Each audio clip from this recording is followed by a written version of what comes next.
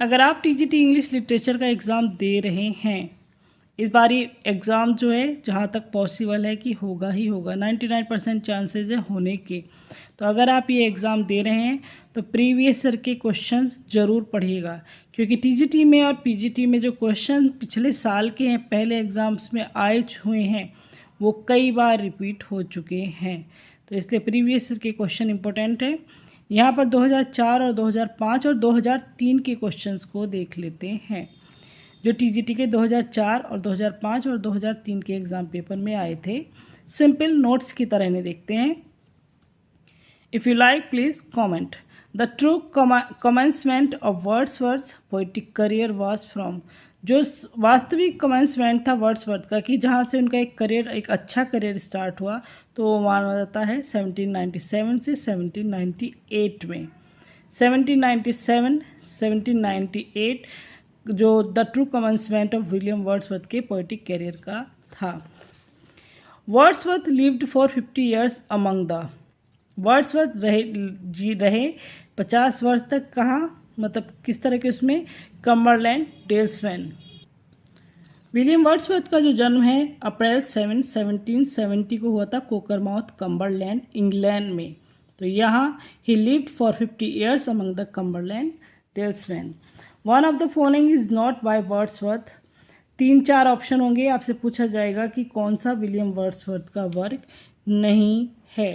तो यहाँ पर Michael, resolution and independence and the Mary queen, 3 option ही हमने दिए हैं। तो सीधे सीधे ऑप्शन होता है हमारा C correct, the Mary queen. The Mary queen जो है विलियम वर्ड्सवर्थ का वर्क नहीं है, ये लॉर्ड एल्फ्रेड लॉर्ड टेनिसन का जो है वर्क है। इनकी शॉर्ट पोएम्स की कैटेगरी में ये आता है, the Mary queen by Tennyson. Wordsworth learned that words may build a princely throne on humble truth. Wordsworth learned that, Wordsworth learn करते हैं वर्ड्स में build a princely throne on humble truth. कहा किससे? तो वो है रॉबर्ट बर्न्स। रॉबर्ट बर्न्स जो poet है उनसे लर्न करते हैं। ये स्कॉटलैंड के बॉर्न थे। Whenever Wordsworth stood beside his grave and contemplated how words may build a princely throne on humble truth, तब ये बोलते हैं। The solitary reaper is a क्या है? 2005 का क्वेश्चन है। लिरिक है। द सॉलिटरी रीपर एक लिरिक है। Lyrical ballads was written by Coleridge and Wordsworth. Lyrical ballads किसने लिखा था मिलकर? तो जो विलियम वर्ड्सवर्थ और कॉलरिज ने लिखा था। बहुत ही बेसिक क्वेश्चन, पर कई बार रिपीट एग्जाम में। Wordsworth composed some of his finest poems during the year. Wordsworth ने कंपोज की फाइनेस्ट पोएम्स, तो वो कब, क्या ईयर था? 1798 एंड 1798 से 1799 में। A violet by mossy stone half hidden from the eye is a quote from the Lucy poem. ये कोट है लूसी पोएम्स विलियम वर्ड्सवर्थ ने लिखी है उसका, कि a violet by mossy stone half hidden from the eye. Lucy poems की line है ये। Wordsworth poem mostly deals with. Wordsworth की पोएम्स मोस्टली डील करती थी किस चीज़ से? हम्बल एंड रस्टिक लाइफ से। हम्बल एंड रस्टिक लाइफ से वर्ड्सवर्थ की पोएम्स डील करती थी, या होता था उनका टॉपिक मेन। द प्रूल्यूड कब लिखा गया? द प्रूल्यूड कब लिखा गया? 1805 को। द प्रूल्यूड लिखा गया 1805 में। Wordsworth before his death resided at. अपनी मृत्यु से पहले वर्ड्सवर्थ कहाँ पर रहे? तो रेडल माउंट। इंपॉर्टेंट क्वेश्चन काफ़ी, और कई बार जो ये इसकी संभावनाएं रहती है आने की, और ये आता भी है। विलियम वर्ड्सवर्थ टिंटन एबे। विलियम वर्ड्सवर्थ का जो है टिंटन एबे, ये क्या है? ये है एक ड्रामेटिक मोनोलॉग। विलियम वर्ड्सवर्थ का टिंटन एबे ड्रामेटिक मोनोलॉग है, या टिंटन एबे का फॉर्म क्या है? वो है ड्रामेटिक मोनोलॉग। या 4 ऑप्शन में से आपसे पूछ लिया जाए कि कौन सा ड्रामेटिक मोनोलॉग है, तो वहाँ पर अगर टिंटन एबे है तो टिंटन एबे आंसर होगा। In 1805 Wordsworth is which poem was written. 1805 में विलियम वर्ड्सवर्थ की कौन सी पोएम लिखी गई थी? तो वो थी the Prelude. The Prelude by Wordsworth was part of a vast work which was to be called. जो प्रोलूड है वो विलियम वर्ड्सवर्थ के एक पार्ट है। कौन सी किसका? तो द रिक्लूस का एक पार्ट है। जो पोएम है ये एक पार्ट है द रिक्लूस की, जो भी विलियम वर्ड्सवर्थ ने ही लिखा है। The excursion dated 1814 marks the beginning of. Excursion जो है 1814 का वर्क है, बिगिनिंग करती है किसकी? The decline of Wordsworth poetic genius. यहाँ से विलियम वर्ड्सवर्थ का पोएटिक जीनियस का जो है डेक्लाइन होने लगा था, गिरावट आने लगी थी उनके पोएटिक जीनियस में।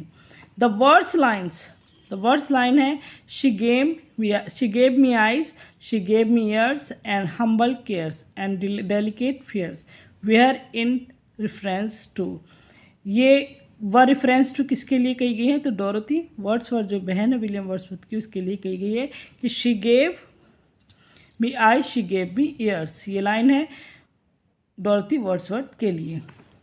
The prelude is the work of. The prelude किसका वर्क है? विलियम वर्ड्सवर्थ का। द प्रोलूड किसका वर्क है? विलियम वर्ड्सवर्थ का।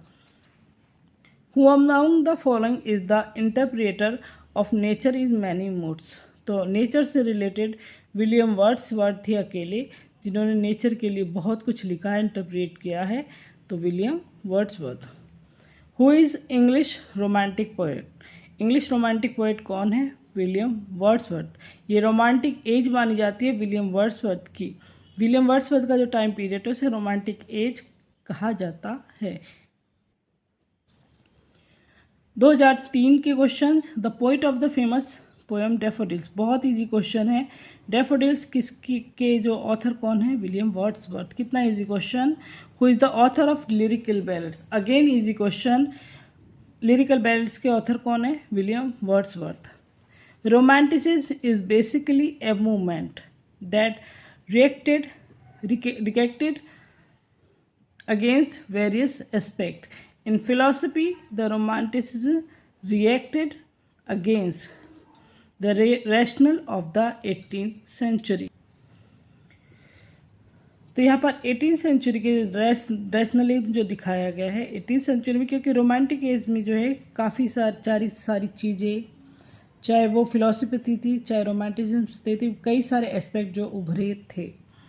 ए savage place as holy and enchanted as ever beneath a waning moon was haunted by women wailing for demon lover. These lines throw lights on a savage place. A savage place. तो पहली बात तो ये line जो है show light फेंकती है college का जो है सुपर नेचुरल एलिमेंट्स को, लाइन को ये डिपिक्ट करती है। ये जो लाइन है, ये लाइन जो है जो पोएम है कुबला खान, वहाँ से ली गई लाइन है। और यहाँ पर a savage place as holy and enchanted as ever beneath a waning moon, line जो है हाईलाइट करती है कॉलेज के सुपर नेचुरल एलिमेंट को, सैमुअल टायलर कॉलेज के सुपर नेचुरल एलिमेंट्स को। Romanticism and idealism are the main features of. जो romanticism है और आइडियलिज्म है ये दोनों मेन फीचर थे एलिजाबेथेन लिटरेचर के। एलिजाबेथेन लिटरेचर के romanticism and idealism main features थे।